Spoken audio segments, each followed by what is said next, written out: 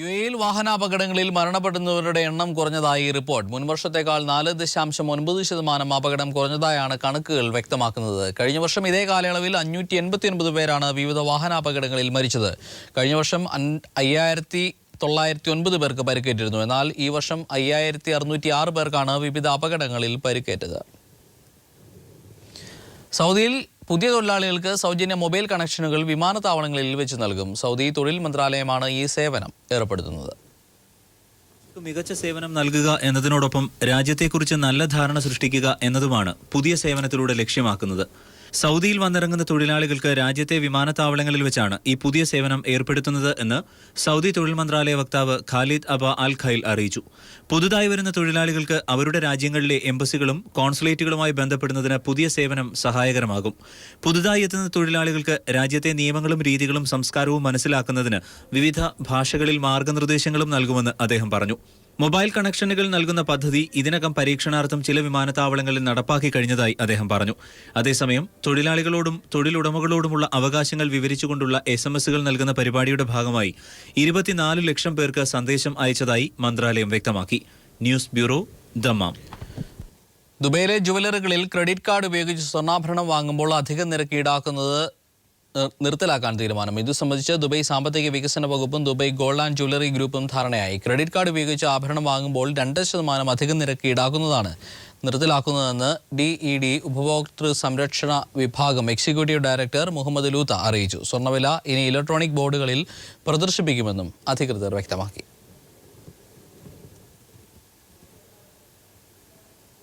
അന്താരാഷ്ട്ര മയക്കുമരുന്ന് കടത്തിലെ മുഖ്യ സൂത്രധാരനെന്ന് കരുതുന്ന പ്രതി ദുബായിൽ അറസ്റ്റിലായി. 39-കാരനായ ബ്രിട്ടീഷ് വംശജനാണ് അറസ്റ്റിലായത്. സ്പെയിൻ, ഇംഗ്ലണ്ട് പോലീസിന്റെ സഹായത്തോടെ വിവിധ നഗരങ്ങളിലായി നടത്തിയ തെരച്ചിലിൽ മയക്കുമരുന്ന് കണ്ണിയിലെ 9 പേർ കൂടി അറസ്റ്റിലായിട്ടുണ്ട്. ഹമറൈൻ മെട്രോ പദ്ധതി 2017 പൂർത്തിയാക്കുമെന്ന് മക്ക ഗവർണർ ഖാലിദ് അൽ ഫൈസൽ രാജകുമാരൻ വ്യക്തമാക്കി. രാജകുമാരൻ മക്കയിലും ജിദ്ദയിലും സന്ദർശനം നടത്തി. റിയാദ് ബ്യൂറോയുടെ റിപ്പോർട്ടിലേക്ക്.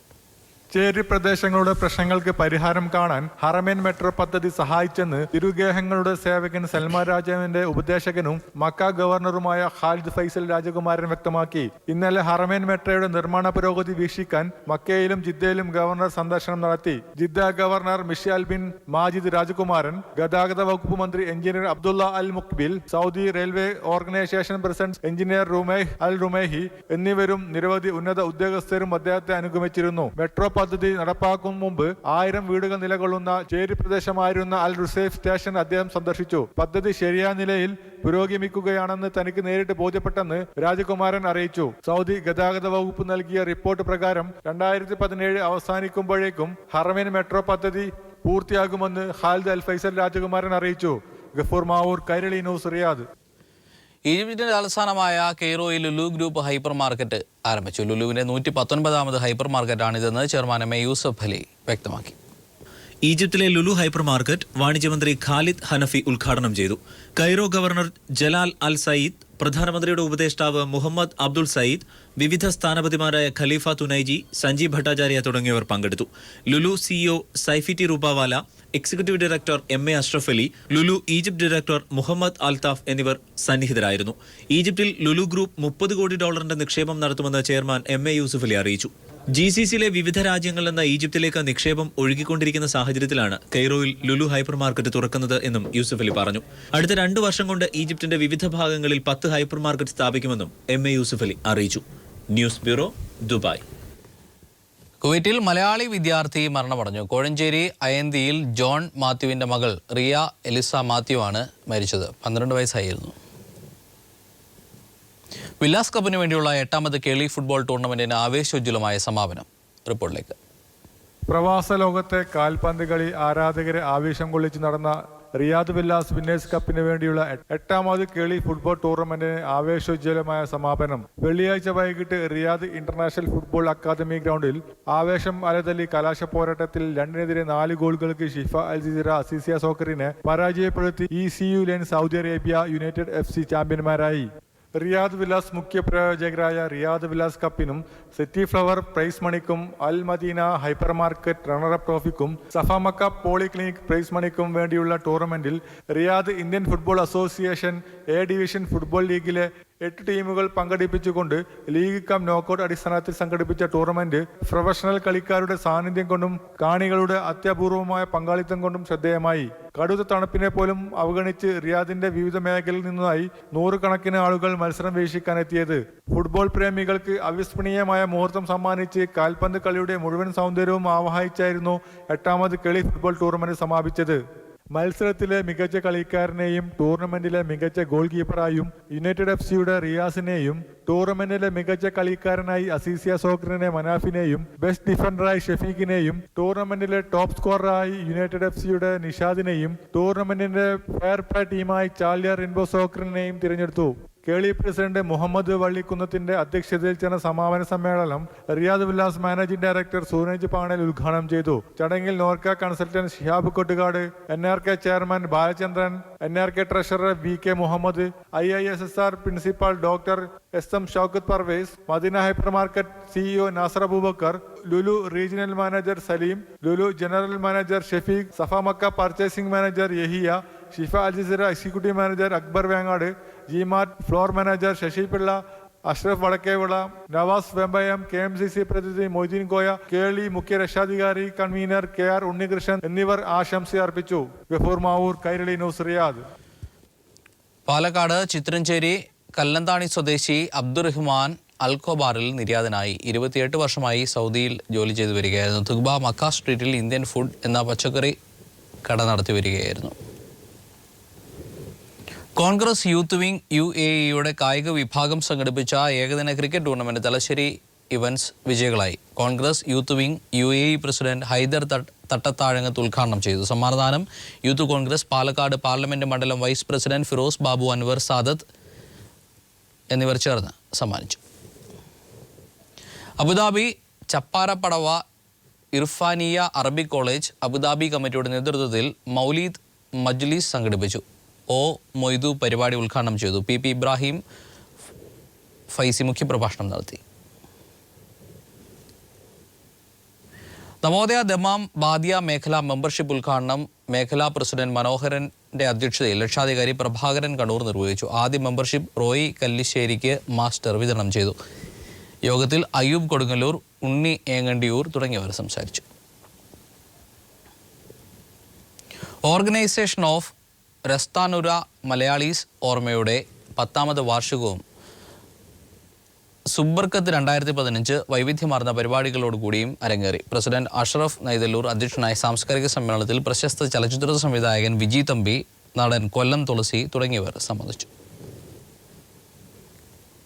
ഖാലിദിയ സ്പോർട്സ് ക്ലബിന്റെ 16ാം വാർഷികത്തോടനുബന്ധിച്ച് ദമാം കിങ് ഫഹദ് പാർക്കിന് സമീപത്തെ ഹദഫ് ഫ്ലഡിറ്റ് സ്റ്റേഡിയത്തിൽ സംഘടിപ്പിച്ച സാൻഫോർഡ് ഖാലിദിയ ഫുട്ബോൾ മേളയിൽ ആതിഥേയരായ സാൻഫോർഡ് ഖാലിദിയ ജേതാക്കളായി.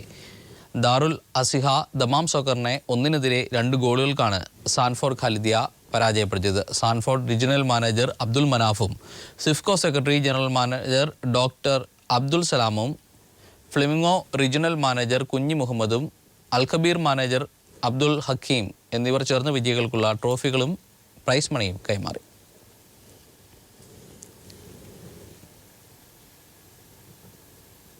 ദമാം നവോദയ സാംസ്കാരിക വേദിയുടെ 2016 calendar ITL HR manager Abdul റഹ്മാന് Navodaya general secretary George Barees നൽകി ഉദ്ഘാടനം ചെയ്തു. പ്രസിഡന്റ് സിദ്ദീഖ് അലായുടെ അധ്യക്ഷതയിൽ കോബാർ നവോദയ ഓഫീസിൽ വെച്ച് സംഘടിപ്പിച്ച പൊതുപരിപാടിയിൽ ITL കമ്പനിയുടെ മാനേജിംഗ് കമ്മിറ്റി അംഗങ്ങളും നവോദയ കേന്ദ്ര ഏരിയ നേതാക്കളും പങ്കെടുത്തു. അസഹിഷ്ണുത ഇന്ത്യ നേരിടുന്ന വെല്ലുവിളി എന്ന വിഷയത്തിൽ ഇന്ത്യൻ സോഷ്യൽ ഫോറം ജുബൈലിൽ ടേബിൾ ടോക്ക് സംഘടിപ്പിച്ചു. രാഷ്ട്രീയ, മത, സാമൂഹിക, സാംസ്കാരിക സംഘടനാ നേതാക്കൾ സംസാരിച്ചു. ദില്ലി പെൺകുട്ടിയെ ബലാത്സംഗം ചെയ്ത പ്രായപൂർത്തിയാകാത്ത പ്രതിയെ മോചിപ്പിച്ചത് സുപ്രീം കോടതി ശരിവച്ചു. പ്രതിയുടെ മോചനം തടയണമെന്നാവശ്യപ്പെട്ടുള്ള വനിതാ കമ്മീഷന്റെ ഹർജി സുപ്രീം കോടതി തള്ളി. കുറ്റവാളിയെ തടവിൽ വെക്കാനുള്ള നിയമം ഇല്ലെന്ന് സുപ്രീം കോടതി ചൂണ്ടിക്കാട്ടി. രാജ്യത്തിന്റെ കറുത്ത ദിനമാണിതെന്ന് ദില്ലി വനിതാ കമ്മീഷൻ അധ്യക്ഷ അഭിപ്രായപ്പെട്ടു. വിധിയിൽ ആശ്ചര്യമില്ലെന്നും രാജ്യത്ത് സ്ത്രീകൾ സുരക്ഷിതരല്ലെന്നും കൊല്ലപ്പെട്ട നിർഭയയുടെ മാതാപിതാക്കൾ പറഞ്ഞു. കുട്ടിക്കുറ്റവാളിയുടെ മോചനം തടയുന്നതിനുള്ള അവസാന ശ്രമമായാണ് ദില്ലി വനിതാ കമ്മീഷൻ അധ്യക്ഷ സ്വാതി മാലിവാൾ സുപ്രീം കോടതിയെ സമീപിച്ചത്. പ്രത്യേക രീതിയിലുള്ള കേസാണിതെന്നും പ്രതിക്ക് തക്കതായ ശിക്ഷ ലഭിച്ചില്ലെന്നും ഹർജിയിൽ ചൂണ്ടിക്കാട്ടിയിരുന്നു. പ്രതിയുടെ മാനസികാവസ്ഥയിൽ മാറ്റം വന്നിട്ടുണ്ടോ എന്ന് പരിശോധിച്ച ശേഷമേ പ്രതിയെ വിട്ടയക്കാവൂ എന്നും മോചനം സമൂഹത്തിന് തെറ്റായ സന്ദേശം നൽകുമെന്നും വനിതാ കമ്മീഷൻ ഹർജിയിൽ ചൂണ്ടിക്കാട്ടി. എന്നാൽ ഹർജിയിലെ വികാരം മനസ്സിലാക്കുന്നുവെന്ന് പറഞ്ഞ സുപ്രീം കോടതി ഇക്കാര്യത്തിൽ നിയമത്തിന് പരിധിയുണ്ടെന്നറിയിച്ചു. നിലവിലെ നിയമങ്ങളിൽ മാറ്റം വരുത്താൻ കഴിയില്ല. 3 വർഷം പരമാവധി ശിക്ഷ പൂർത്തിയാക്കിയ ജുവനൈൽ കുറ്റവാളിയെ വീണ്ടും ജയിലിൽ പാർപ്പിക്കാനുമാകില്ല. കുറ്റവാളിയെ നിരീക്ഷിക്കാൻ സമിതിയെ വെക്കണമെന്ന ആവശ്യവും സുപ്രീം കോടതി തള്ളി. വിധിയിൽ ആശ്ചര്യമില്ലെന്നായിരുന്നു നിർഭയയുടെ മാതാപിതാക്കളുടെ പ്രതികരണം. अगर निर्भया के केस से किसी को सबक नहीं आया तो दुर्भाग्य है, इस देश का दुर्भाग्य है, इस देश में जीने वाली महिलाओं को और समाज को. കുറ്റവാളിയെ സ്വതന്ത്രനാക്കിയ സുപ്രീം കോടതി വിധിയിൽ രാജ്യത്തെ കറുത്ത ദിനമാണിതെന്നായിരുന്നു വനിതാ കമ്മീഷൻ അധ്യക്ഷ സ്വാതി മാലിവാളിന്റെ പ്രതികരണം. കുറ്റവാളികളുടെ ശിക്ഷ ഉറപ്പാക്കുന്ന ബാലനീതി നിയമ ഭേദഗതി ചെയ്യാമെന്ന് കേന്ദ്ര സർക്കാർ പാർലമെന്റിനെ അറിയിച്ചു. ലോക്സഭ പാസാക്കിയ നിയമം ഇനി രാജ്യസഭ മാത്രം പാസാക്കിയാൽ മതി. നിയമത്തിന്റെ നിസ്സഹായസ്ഥ ചൂണ്ടിക്കാട്ടിയാണ് കുറ്റവാളിയുടെ മോചന ഉത്തരവിനെതിരെ നടപടി സ്വീകരിക്കാനാകില്ലെന്ന് സുപ്രീം കോടതി അറിയിച്ചത്. പാർലമെന്റിന്റെ അടിയന്തര ഇടപെടലിലേക്കാണ് കാര്യങ്ങൾ ഇനി വിരൽ ചൂണ്ടുന്നത്. Manushankar, news bureau, Delhi. ദില്ലി കൂട്ടമാനഭംഗ കേസിലെ കുറ്റവാളിയെ മോചിപ്പിച്ചതിനെതിരെ ദില്ലിയിൽ വൻ പ്രതിഷേധം. കൗമാര കുറ്റവാളിയുടെ മോചനത്തിന്റെ പൂർണ്ണ ഉത്തരവാദിത്വം പാർലമെന്റിനാണെന്ന് ജ്യോതി സിംഗിന്റെ പിതാവ് പറഞ്ഞു. നീതി തേടി ഇനി എങ്ങോട്ട് പോകണമെന്ന് അറിയില്ലെന്ന് മാതാവ് ആശാദേവി പീപ്പിൾ ടിവിയോട് പ്രതികരിച്ചു.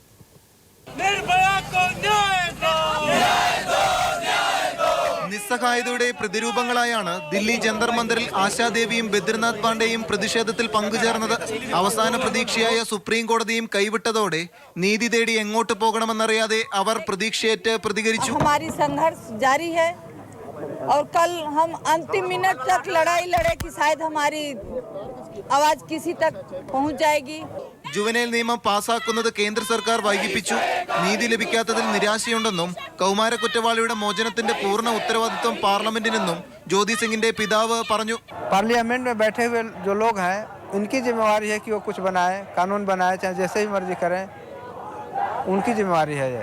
JNU, ഡൽഹി യൂണിവേഴ്സിറ്റികളിലെ വിദ്യാർത്ഥികളും വിവിധ സംഘടനകളും പ്രതിഷേധ സ്വരം മറച്ചുവച്ചില്ല. इस जुवनाइल को छोड़ने का मतलब है सीधा सीधा सारी गर्ल्स की जो सेफ्टी है उसका इशू खड़ा होता है. तो वो तो कुछ भी क्राइम करेंगे और आराम से छूट जाएंगे.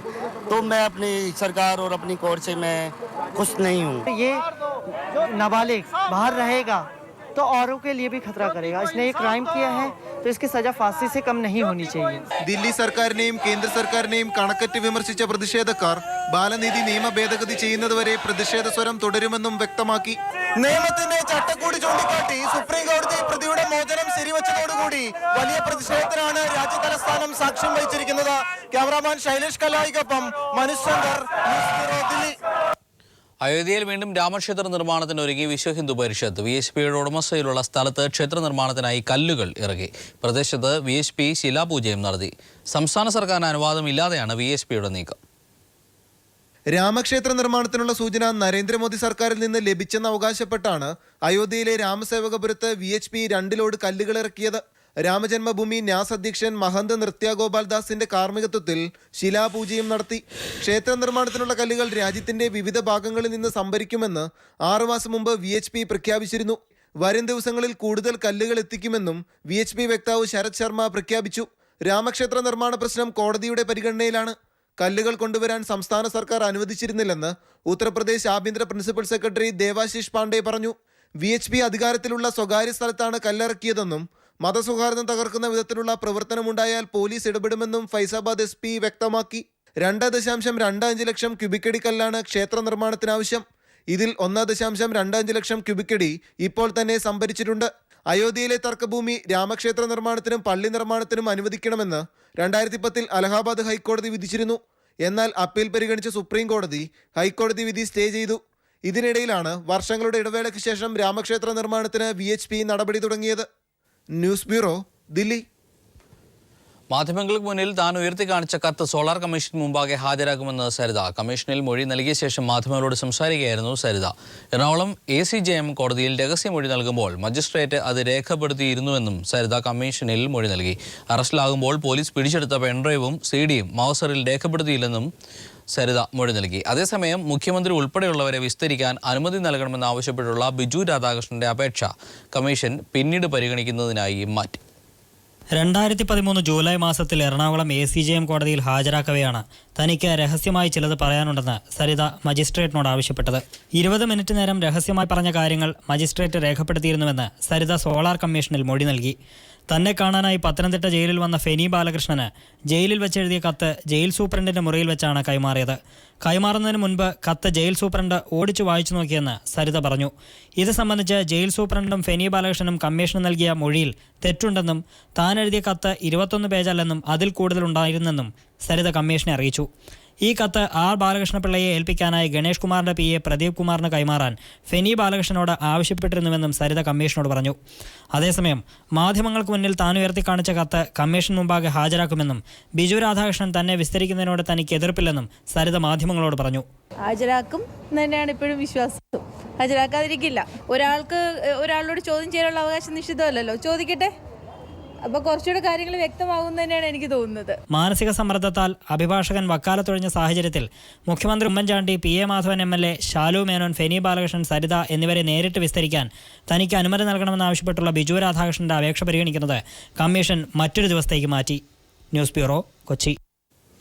ദില്ലി ക്രിക്കറ്റ് അസോസിയേഷൻ അഴിമതിയിൽ പാർലമെന്റിന്റെ ഇരുസഭകളിലും ബഹളം. വിഷയത്തിൽ അരുൺ ജെയ്റ്റ്ലി ലോക്സഭയിൽ പ്രസ്താവന നടത്തി. ആരോപണം അടിസ്ഥാനരഹിതമാണെന്നും മൈതാനമായിരുന്ന സ്ഥലം സ്റ്റേഡിയമായി നവീകരിച്ചിട്ടുണ്ടെന്നും ജെയ്റ്റ്ലി പറഞ്ഞു. 114 കോടി രൂപയ്ക്ക് നവീകരിച്ച സ്റ്റേഡിയത്തിന്റെ അവസ്ഥ ജെയ്റ്റ്ലി വ്യക്തമാക്കണമെന്ന് ആരോപണം ഉന്നയിച്ച് BJP MP കീർത്തി ആസാദ് ലോക്സഭയിൽ ശബ്ദമുയർത്തി. ജെയ്റ്റ്ലി രാജിവെക്കണമെന്നാവശ്യപ്പെട്ട് രാജ്യസഭയിലും ഇന്ന് ബഹളമുണ്ടായി.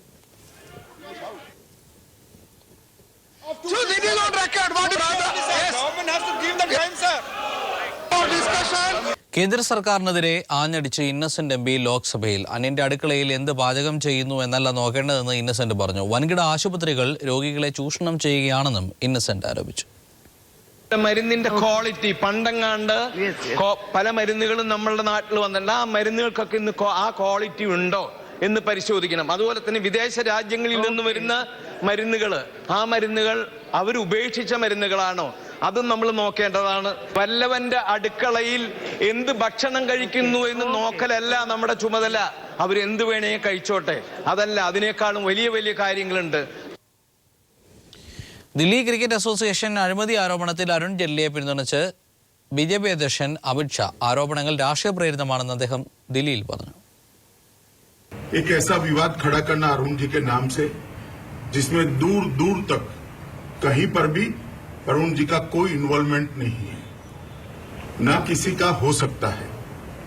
अरुण जी इतने लंबे समय से सार्वजनिक जीवन में पारदर्शिता के लिए उनका उदाहरण देना, एग्जाम्पल दिया जाता है. इस तरह का जीवन जिए हैं. मगर കേരളത്തിൽ വർഗീയ കലാപം ഉണ്ടാക്കാൻ RSS നീക്കം നടത്തുകയാണെന്ന് കോടിയേരി ബാലകൃഷ്ണൻ ആരോപിച്ചു. RSSും വെള്ളാപ്പള്ളിയും തമ്മിൽ രഹസ്യ ധാരണയുണ്ടെന്നും കോടിയേരി പറഞ്ഞു. വർഗീയ വിദ്വേഷ പ്രസംഗത്തിന്റെ പേരിൽ വെള്ളാപ്പള്ളിയെ ചോദ്യം ചെയ്യാൻ പോലും തയ്യാറാകാത്തത് ധാരണയുടെ ഭാഗമായിട്ടാണെന്നും കോടിയേരി അഭിപ്രായപ്പെട്ടു. കമ്മ്യൂണിസ്റ്റ് പാർട്ടി സ്ഥാപക ദിനാഘോഷത്തോടനുബന്ധിച്ച സാംസ്കാരിക സമ്മേളനം പിണറായിയിൽ ഉദ്ഘാടനം ചെയ്യുകയായിരുന്നു അദ്ദേഹം. വർഗീയ ധ്രുവീകരണം സൃഷ്ടിക്കുന്ന പ്രസംഗം ചെയ്തു, വർഗീയ വികാരം ഇളക്കിവിട്ടു എന്ന് പറഞ്ഞ് IPC 153 വകുപ്പനുസരിച്ച് പോലീസ് ഒരു കേസ് രജിസ്റ്റർ ചെയ്തു. ആ രജിസ്റ്റർ ചെയ്ത കേസിന്റെ മേൽ ഇതുവരെ തുടർ നടപടി സ്വീകരിക്കാൻ ഉമ്മൻചാണ്ടി സർക്കാർ തയ്യാറായില്ല. വെള്ളാപ്പള്ളി നടേശനെതിരെ മറ്റൊരു കേസ് രജിസ്റ്റർ ചെയ്തു, മൈക്രോ ഫിനാൻസ് തട്ടിപ്പിന്റെ പേരിൽ. കേസ് ചാർജ് ചെയ്തെന്നുള്ളതല്ലാതെ ഒരു നടപടിയും സ്വീകരിച്ചില്ല. ശാശ്വതികാനന്ദയുടെ വധവുമായി ബന്ധപ്പെട്ട് ആരോപണ വിധേയനായ വെള്ളാപ്പള്ളി നടേശനെ ചോദ്യം ചെയ്യാൻ പോലും പോലീസ് കസ്റ്റഡിയിൽ വാങ്ങിയില്ല. ഈ 3 കേസിന്റെ കാര്യത്തിൽ സ്വീകരിച്ച ഈ സമീപനം RSSനെ പ്രകോപിക്കാതിരിക്കണം എന്ന ഉദ്ദേശത്തോടു കൂടിയാണ് വെള്ളാപ്പള്ളി നടേശനെതിരെ രജിസ്റ്റർ ചെയ്യപ്പെട്ടിട്ടുള്ള ഈ സംഭവത്തിൽ ഗവൺമെന്റ് സ്വീകരിക്കുന്ന സമീപനം. ഇത് UDF ഗവൺമെന്റിന്റെ BJPയോടുള്ള മൃദു സമീപനത്തിന്റെ ഭാഗമാണ്. കുമ്മനം രാജശേഖരനെതിരെ കോടിയേരി. ക്ഷേത്രങ്ങൾ RSS കാര്യാലയങ്ങളാക്കാനാണ് കുമ്മനം ശ്രമിക്കുന്നതെന്ന് കോടിയേരി പറഞ്ഞു. കേരളത്തിലെ ഓരോ ഗ്രാമങ്ങളെയും വർഗീയ കലാപഭൂമിയാക്കാനാണ് RSS നീക്കമെന്നും കോടിയേരി കാസർഗോഡ് അഭിപ്രായപ്പെട്ടു. സാമൂഹ്യ പരിഷ്കരണ പ്രസ്ഥാനങ്ങളും ഇടതുപക്ഷ പ്രസ്ഥാനങ്ങളും ജനാധിപത്യ പ്രസ്ഥാനങ്ങളും നടത്തിയ പ്രവർത്തനത്തിൽ കൂടിയാണ് കേരളത്തിൽ ഈ മാറ്റമുണ്ടായത്. എന്നാൽ ഇതിനെ തകർക്കാൻ ആസൂത്രിതമായ ചില നീക്കങ്ങൾ ആരംഭിച്ചിരിക്കുകയാണ്. അതിലേറ്റവും വിഷലിപ്തമായൊരു പ്രചരണമാണ് കഴിഞ്ഞ കുറച്ച് ദിവസമായി നടന്നുകൊണ്ടിരിക്കുന്ന RSS ആസൂത്രണം ചെയ്ത പ്രചരണം. ക്ഷേത്രങ്ങൾ അത് RSSന്റെ നിയന്ത്രണത്തിൽ കൊണ്ടുവരുന്നു. അതിനുവേണ്ടി RSS ആഗോള വിപണിയിൽ ക്രൂഡ് ഓയിൽ വില ചരിത്രത്തിൽ ഏറ്റവും താഴ്ന്ന നിലയിലേക്ക് നീങ്ങുമ്പോഴും പെട്രോൾ ഡീസൽ വില കുറയ്ക്കാതെ എണ്ണ കമ്പനികൾ കൊള്ള ലാഭം കൊയ്യുന്നു. കഴിഞ്ഞ 2 വർഷത്തിനിടെ റിലയൻസ് ഉൾപ്പെടെയുള്ള സ്വകാര്യ കമ്പനികളുടെയും പൊതുമേഖലാ എണ്ണ കമ്പനികളുടെയും ലാഭത്തിൽ വൻ വർധനവാണ് ഉണ്ടായത്. കാര്യക്ഷമമായ ഇടപെടൽ നടത്താതെ എണ്ണ കമ്പനികൾക്ക് തീവെട്ടിക്കൊള്ള നടത്താൻ സൗകര്യമൊരുക്കുന്ന നിലപാടാണ് സർക്കാർ സ്വീകരിക്കുന്നത്. ഡിസംബർ 4-ാം തീയതി വിയന്നയിൽ നടന്ന എണ്ണ ഉൽപ്പാദക രാജ്യങ്ങളുടെ ഉച്ചകോടിക്ക് ശേഷം ആഗോള വിപണിയിൽ ക്രൂഡ് ഓയിൽ വില കൂപ്പുകുത്തി. ബാരലിന് $38 എന്നതാണ് ആഗോള വിപണിയിൽ ഇപ്പോഴത്തെ ശരാശരി വില. കഴിഞ്ഞ 2 വർഷത്തിനിടെ ക്രൂഡ് ഓയിൽ വില കുത്തനെ ഇടിഞ്ഞിട്ടും ആഭ്യന്തര വിപണിയിൽ ആനുപാതികമായി എണ്ണവില കുറക്കാൻ ഇന്ത്യയിലെ പൊതുമേഖലാ സ്വകാര്യ എണ്ണ കമ്പനികൾ തയ്യാറായിട്ടില്ല. Reliance, Indian oil corporation, Bharat petroleum തുടങ്ങിയ കമ്പനികളുടെ ലാഭത്തിൽ അടുത്ത കാലത്ത് ഉണ്ടായ വൻ വർധനവ് പരിശോധിച്ചാൽ തന്നെ കമ്പനികൾ കൊള്ളയാണ് നടത്തുന്നതെന്ന് വ്യക്തമാകും. ഇന്ത്യയിലെ ഏറ്റവും വലിയ പൊതുമേഖലാ എണ്ണ കമ്പനിയായ ഇന്ത്യൻ ഓയിൽ കോർപ്പറേഷൻ കഴിഞ്ഞ 7 വർഷത്തിനിടയിലെ ഏറ്റവും ഉയർന്ന ലാഭമാണ് 2015 സാമ്പത്തിക വർഷം ആദ്യപാദം നേടിയത്. 6346 കോടി രൂപയാണ് ഏപ്രിൽ മുതൽ ജൂൺ വരെയുള്ള 3 മാസത്തെ ലാഭം. കഴിഞ്ഞ വർഷം ഇതേ സമയം 2522 കോടിയായിരുന്നു ഇവരുടെ ലാഭം. ജൂലൈ മുതൽ സെപ്റ്റംബർ വരെയുള്ള 2ാം പാദത്തിലും ഇന്ത്യൻ ഓയിൽ കോർപ്പറേഷൻ ഉൾപ്പെടെയുള്ള കമ്പനികൾ വൻ ലാഭമാണ് നേടിയത്. Bharat petroleum corporation limited July മുതൽ സെപ്റ്റംബർ വരെ 1018 കോടി രൂപ. കഴിഞ്ഞ വർഷം ഇതേ സമയം ഭാരത് പെട്രോളിയത്തിന്റെ ലാഭം 464 കോടി രൂപയായിരുന്നു. സ്വകാര്യ എണ്ണ കമ്പനികളിൽ മുമ്പനായ റിലയൻസ് ഇൻഡസ്ട്രീസ് ജൂലൈ സെപ്റ്റംബർ കാലയളവിൽ 6720 കോടി രൂപ ലാഭം നേടി. കുറഞ്ഞ വിലയ്ക്ക് ക്രൂഡ് ഓയിൽ ഇറക്കുമതി ചെയ്ത് ആഭ്യന്തര വിപണിയിൽ 10 മടങ്ങ് കൂടിയ വിലയ്ക്ക് വിറ്റാണ് എണ്ണ കമ്പനികൾ ജനങ്ങളെ പിഴിഞ്ഞ് കൊള്ളലാഭം കൊയ്യുന്നത്. പെട്രോളിന്റെ വില നിയന്ത്രണാധികാരം എടുത്തുകളഞ്ഞ് കഴിഞ്ഞ മൻമോഹൻ സിംഗ് സർക്കാരും അധികാരത്തിലെത്തി ദിവസങ്ങൾക്കുള്ളിൽ ഡീസലിന്റെ വില നിയന്ത്രണാധികാരം എടുത്തുകളഞ്ഞ് മോഡി സർക്കാരും റിലയൻസ് ഉൾപ്പെടെയുള്ള കോർപ്പറേറ്റുകളോട് കൂറ് കാണിച്ചു. ഇതോടെയാണ് ജനങ്ങളെ പിഴിഞ്ഞ് കൊള്ളലാഭം കൊയ്യാൻ എണ്ണ കമ്പനികൾക്ക് പൂർണ്ണ അധികാരം ലഭിച്ചത്.